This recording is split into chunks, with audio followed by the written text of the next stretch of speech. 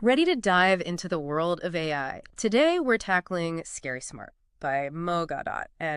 Well, it's a pretty dense book, so we're going to try to unpack as much as we can. Yeah, there's a lot to cover. It's funny, though, right? Like how science fiction becomes reality. I mean, think about it. We went from Star Trek communicators to flip phones to devices that it's like they can practically read our minds now. Makes you wonder what's next for AI, right?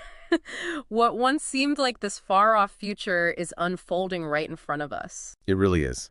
And what's so fascinating about this particular moment in time is just the sheer speed of all this technological advancement. It's not just like a steady march forward, right? It's more like this exponential leap and Yeah, it's that law of accelerating return. exactly, accelerating returns. Can you give an example of that? Like, how does that actually play out in the real world? Okay, so think about Google Glass for a second. Right. All right, maybe it wasn't the most successful product launch, but it was a really powerful proof of concept. Once they cracked the code on that technology, right, shrinking it down to something sleeker and more user-friendly, that was just a matter of time. And it's the same principle that took us from those ginormous brick phones to the smartphones we're all walking around with today. That's a great point. Yeah, And this principle, this law of accelerating returns, it applies to AI as well. absolutely. You see, computer processing power has been doubling roughly every 2 years. This is something you probably heard of, Moore's Law. It's fueled technological advancement for decades. But when you apply that kind of exponential growth to AI, things start to get really interesting and, well, maybe a little scary. Okay, interesting in what way? Give me an example. So take Google's Sycamore quantum computer. It uses the absolutely bizarre world of quantum mechanics to perform calculations at speeds that would make a supercomputer look like a snail. Okay, but how fast are we talking here? Imagine a problem so complex it would take a supercomputer 10,000 years to solve. Sycamore did it in minutes. Okay, now that's impressive, but I'm starting to get a distinct Y2K feeling here. Remember all that fear about planes falling out of the sky at the turn of the millennium? It seems like us humans, we have this tendency to both overestimate and underestimate technology at the same time. It's true, we get caught up in those hype cycles for sure, but there's a really crucial point that Gawdat makes in the book that I think we need to pay attention to. With AI advancing at this breakneck pace, mistakes are inevitable. And some of those mistakes could have consequences far greater than just a glitching parking meter. Like what kind of mistakes are we talking about here? Gawdat uses a really powerful example, the Mars Climate Orbiter. Remember back in 1999, it crashed because one team was using metric units and another team was using imperial units. Oh, A wow. tiny error, Right. a simple oversight with catastrophic results. Now imagine that same kind of error, but magnified 1,000-fold in the code of a self-driving car, or even more concerning an autonomous weapon. That's the reality we need to start preparing for. Okay, I see where this is going, but before we all go build those underground bunkers, let's take a breath here. It's important to remember that AI itself isn't inherently good or evil, right? It's a tool. And like any tool, it can be used for good or for bad. What matters is how we choose to wield it. That's a really important point. So let's shift gears for a moment and talk about why this matters to you listening right now. Why should we even care about AI? Like beyond the captivating headlines and all the sci-fi scenarios. Well, because AI isn't some distant future anymore, right? It's not just about robots taking over the world. This is something that is already deeply intertwined with our daily lives. It's already shaping our experiences in ways that we might not even realize. You're right. It's everywhere you look. I mean, we see AI from, personalized recommendations on streaming services to the algorithms that are choosing what we see on our social media feeds. It's easy to just dismiss these as, minor conveniences, but it feels like they hint at something much bigger happening. Exactly. And as AI gets more sophisticated, its impact is only going to become more and more profound. And it's true, there are potential downsides, right? One of the biggest concerns is job displacement. As AI becomes more sophisticated, it's able to do more and more of the tasks that used to require a human. Yeah, that's definitely something people are worried about. The robots are coming to take our jobs. It's a valid concern, but it's not the whole story. It's like any technological revolution. There will be some jobs lost, but there will also be new jobs created. The challenge, and this is where I think Gawdat's insights are so valuable, the challenge is making sure that we are preparing ourselves and preparing future generations for the jobs of tomorrow. So it's not just about fearing AI, but understanding how we can adapt and thrive alongside it. Precisely.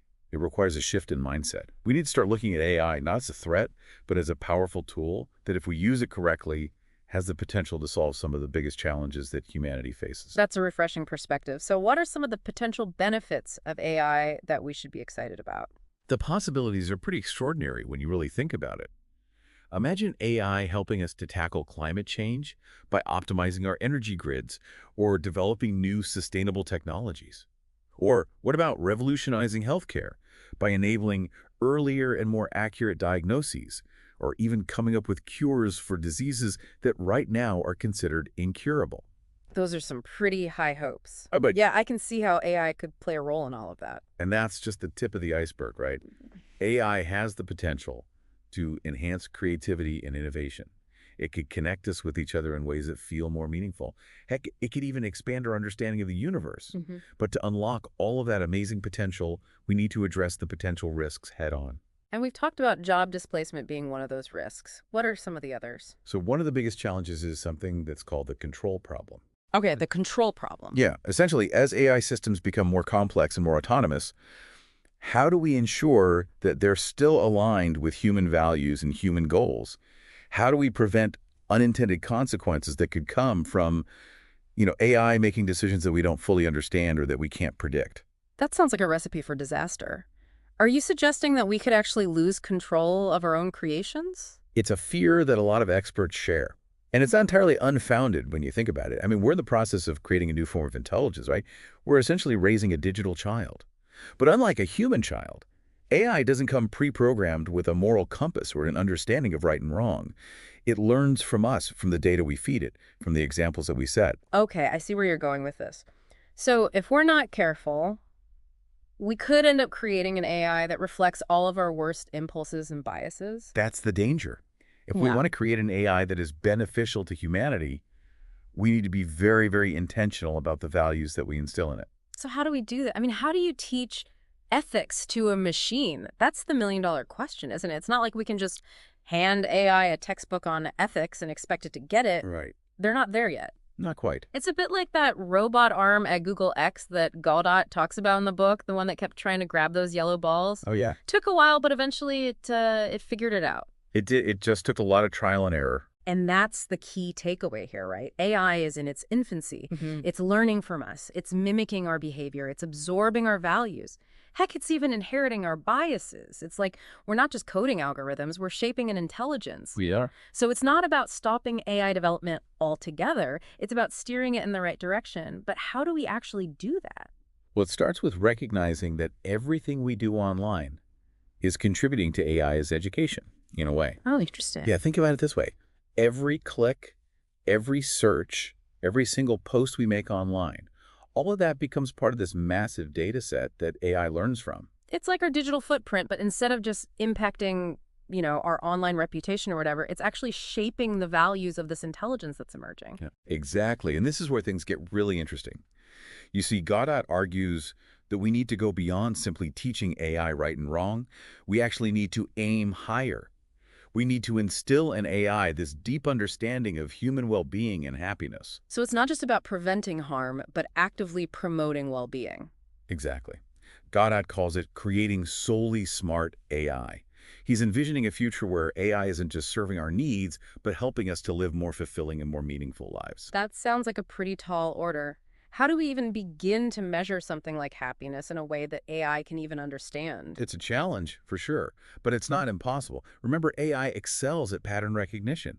So by feeding it tons of data on things that we know contribute to human flourishing, things like social connection, a sense of purpose, meaning in life, compassion, we can start to train AI to recognize and even promote those values. So it's about shifting our focus from simply making AI smart to making it wise. AI that understands not just what we want, but what's actually good for us. Now you're getting it. I like it. Okay, so to wrap things up then, the future of AI isn't predetermined. It's being written right now. And we all have a role to play in shaping that trajectory. The choices we make today, the values we prioritize, the actions we take, it all matters. So as we wrap up this deep dive into AI, let's remember this. The future isn't something that just happens to us. It's something we create. Let's make sure it's a future where both humans and AI can thrive.